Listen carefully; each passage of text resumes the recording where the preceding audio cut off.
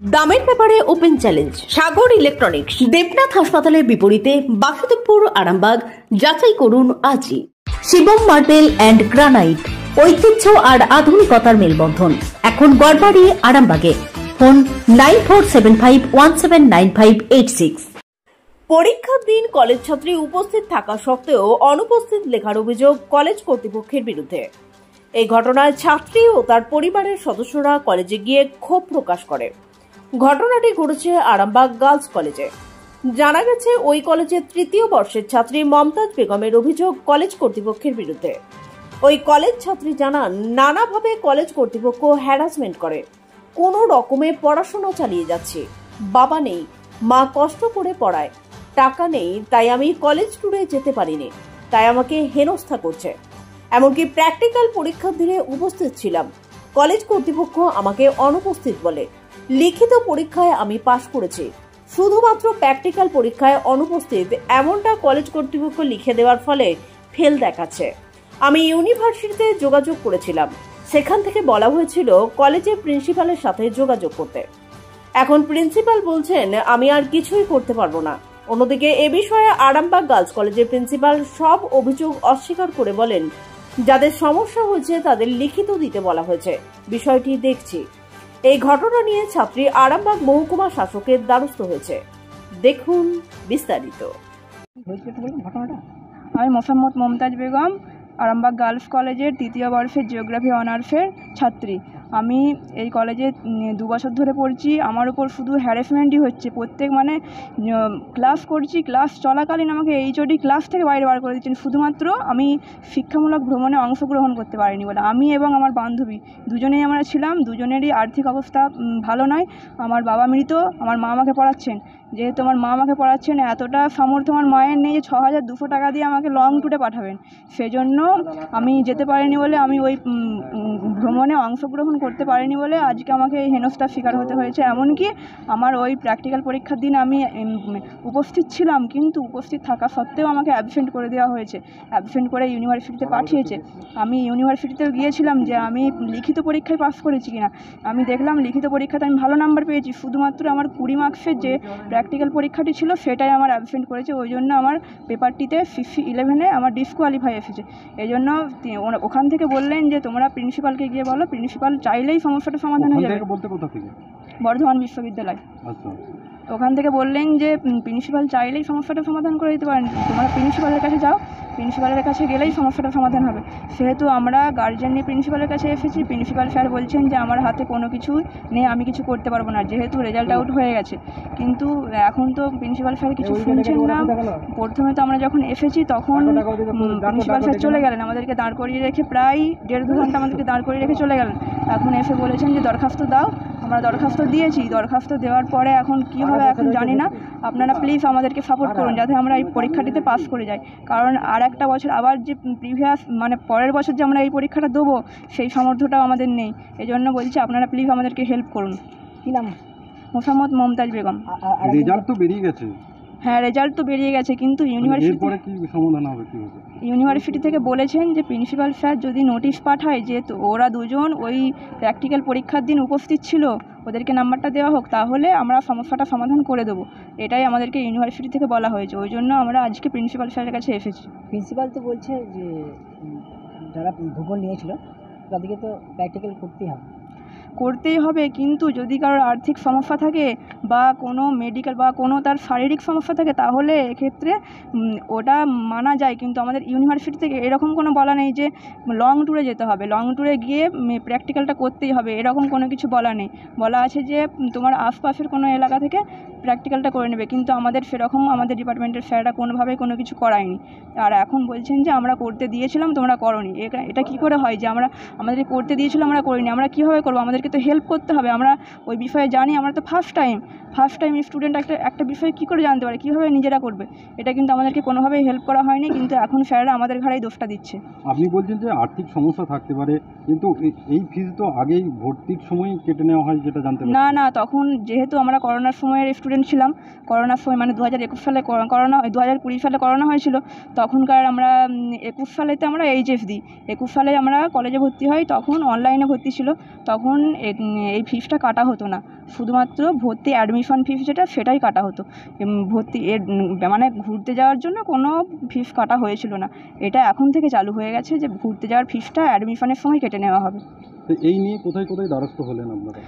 আমি প্রথমে কলেজে আসছিলাম। কলেজে আসতেই আমার মাকে নিয়ে আসছিলাম। প্রিন্সিপাল স্যার আমাদেরকে মানে রুম থেকে বাইরে বার করেছেন, বেরো করে বাইরে বার করে দিয়েছেন। তারপরে আমি গিয়েছিলাম এসডিওতে গিয়ে আমি দরখাস্ত দিয়েছি। এমনকি এসডিও ম্যামের কাছে গিয়েছিলাম। এসডিও ম্যাম বলেছেন যে হ্যাঁ, তোমাদের তো রেজাল্ট ভালো, তোমরা তো ভালো নাম্বার পেয়েছো, তাহলে কেন এরকম করলো? তা সত্ত্বেও ম্যাম বলেছেন যে ম্যাজিস্ট্রেটকে আমরা পাঠিয়েছি, ম্যাজিস্ট্রেটের কাছে ওইটা আমার দরখাস্তটা গেছে। আমি আবার যাব, সোমবার নয়, আমি যাব 2-3 দিন পরে আবার যাব এসডিওতে। তারপরেতে এসডিও থেকে আমরা ওখান থেকে হচ্ছে না বলে আমরা ডাইরেক্ট ইউনিভার্সিটি চলে গেলাম। ইউনিভার্সিটি আমি মঙ্গলবার গিয়েছিলাম, আমি এবং আমার বান্ধবী দুজনেই গিয়েছিলাম ইউনিভার্সিটিতে। দেখলাম যে আমাদের লিখিত পরীক্ষায় আমরা ভালো নাম্বার পেয়েছি, শুধু আমাদের প্র্যাকটিক্যালটা অ্যাবসেন্ট, ওই জন্য আমাদের ওই পেপারটাই ডিসকোয়ালিফাই হয়েছে। বান্ধবীর নাম কি? বান্ধবীর নাম উম্মে সালমা খাতুন। আপনার নাম? আমার নাম মোসাম্মদ মমতাজ বেগম। তাহলে এখন কি করবেন? এখন আমি চাই যে প্রিন্সিপাল স্যার যেমন আমাদের মানে আমরা যে উপস্থিত ছিলাম সেটা নোটিশটা ইউনিভার্সিটিতে পাঠিয়ে আমাদের সমস্যাটা সমাধান করে দেয়। Arambagh steel and wooden furniture নিজস্ব কারখানায় তৈরি যাবতীয় ফার্নিচারের অভিনব সম্ভার। ঠিকানা দেবনাথ নার্সিংহোমের পাশেই, বাসুদেবপুর, আরামবাগ। বিষয়টা হয়েছে এখানে প্র্যাকটিক্যালের জন্য আমার এক ভাগ্নি অসহায় এই কলেজে, এই গার্লস কলেজে এখানে ভর্তি হয়ে প্র্যাকটিক্যালের জন্য সমস্ত রেজাল্ট ভালো, অঙ্ক ভালো, সবই ভালো, হার জায়গায় আমরা দেখিয়েছি, বড় বড় ইউনিভার্সিটিও দেখিয়েছি। তো যার জন্য এগুলো যে প্র্যাকটিক্যালে যেতে হবে, তো ওনার শারীরিক যে কোনো কারণবশতির জন্য উনি প্র্যাকটিক্যালি যেতে পারেননি। প্রিন্সিপাল স্যারকে উনি দরখাস্ত দিয়েছিলেন, তার একটা 2 কপি এসডিও জমা দিয়েছিলেন। তো সেই কথাটা আমি এখন প্রিন্সিপাল স্যারকে বললাম যে আমার ভাগ্নি এই যে 2টো ছাত্রী আছে, এনারা তো আপনাদেরকে অভিযোগ দিয়েছিল, আপনার টেবিলে রেখে গেছে, তাহলে সেই টেবিলে রেখে যাওয়া অভিযোগের রিসিভ কপি আপনি কেন দেননি? এই ভুলটা কেন করেছেন? আপনি তো এখন মিথ্যে বলে পাল্টি হতে পারেন। তো সেই আমার একটা 2 কপি এসডিও আমি জমা দিয়েছি, এসডিওতে আমি জমা দিয়েছি, তো তাহলে সেইটা তুলে এনে দেখাবো। এখন উনি বলছেন না আমায় দরখাস্ত দিন। আমি দরখাস্ত দিলেও তো আপনার কাছে কোনো রিসিভ কপি দেওয়ার ব্যবস্থা রাখেননি কেন? এত বড় ডিসিপ্লিন কলেজে কেন রাখেননি? এই সব সমস্যা। তো এখন আমি যে নতিজায় পৌঁছচ্ছি, এখন তো এই জিনিসটাকে ক্যাচা করলে হবে না। কারণ কিছু বা অন্যান্য স্যারকেও জিজ্ঞাসা করলাম যে প্রেজেন্ট থাকা সত্ত্বেও একটা বাচ্চা অ্যাবসেন্ট কী করে হতে পারে? কে লিখতে বাধ্য করলো? কোন জ্বর, কোন জায়গায় গিয়ে এই জ্বরটা ফেসে আছে? প্রায় কলেজে এটা দেখা যায় পশ্চিমবঙ্গে, খালি এটা বলে নাই, বিভিন্ন রকম কলেজে দেখা যায় যে প্রত্যেকটা বাচ্চার সঙ্গে কোনো না কোনো এরকম দুর্ঘটনার শিকার কেন আমাদের বাচ্চাদেরকে হতে হয়? এই প্রশ্নের উত্তর কোথায় পাবো? যার জন্য আমরা ছুটে এখানে এসেছি কিছু সলিউশনের জন্য, কীভাবে এখানে উদ্ধার করা যায়। এরকম প্রায় ছেলে শোনা যায়, খালি এখানে বলে নয়, আমি বিভিন্ন জায়গায় শুনেছি একই সমস্যা। তিনটে বাচ্চার সাথে হয়েছে, 3টে বাচ্চা অ্যাবসেন্ট ছিল, তার মধ্যে একটা কি করে পাস হয়ে গেল, সে লোকাল করে। ওই বলছে প্র্যাকটিক্যালের জন্য। যে কোন সাবজেক্ট ওটা? জিওগ্রাফি। এগুলো কেন হয়?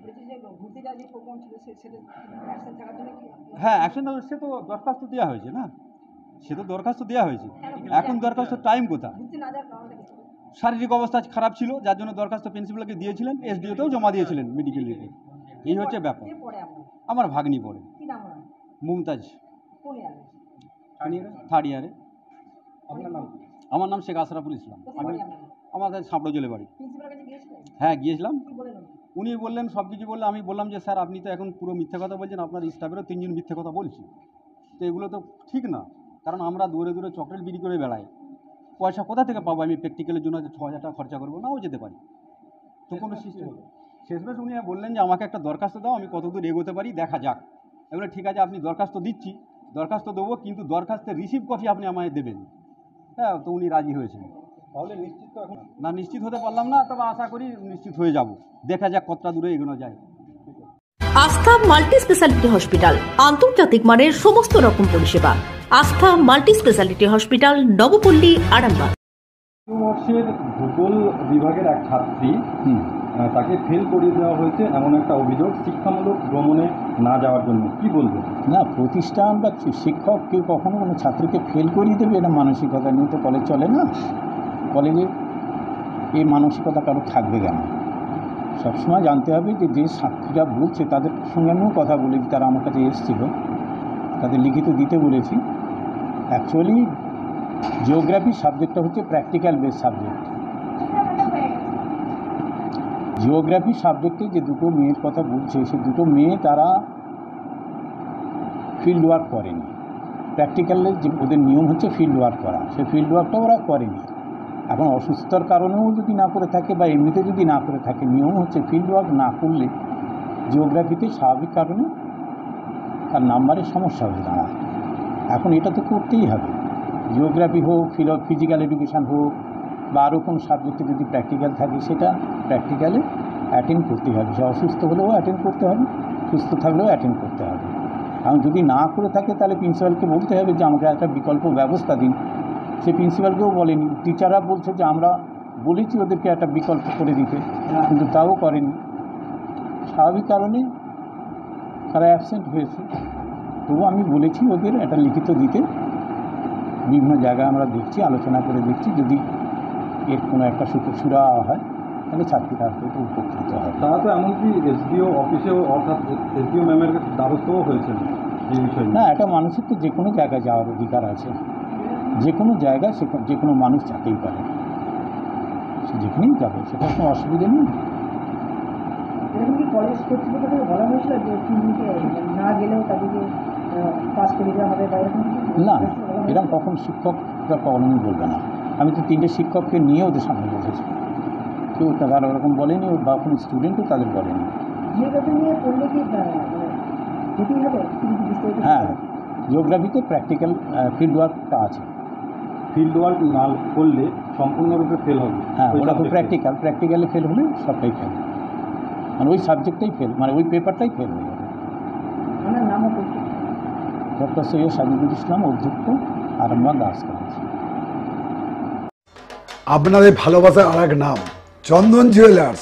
চন্দন জুয়েলার্স, আরামবাগ, সদরঘাট, হুগলি।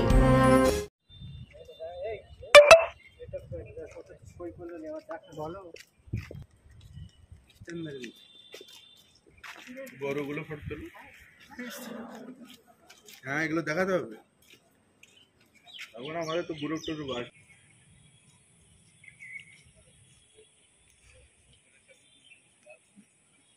মালতীমাতা হাইস্কিং মিল আপনাদের জন্য নিয়ে এসেছে সম্পূর্ণ ঘরোয়া পদ্ধতিতে চাতালে শুকিয়ে তৈরি কৃষ্ণভোগ মিনিকেট, ডহর, বাঁশকাঠি, মহারাজা জিরাকাঠি ও দুধেশ্বরীর মতো উন্নত কোয়ালিটির চাল।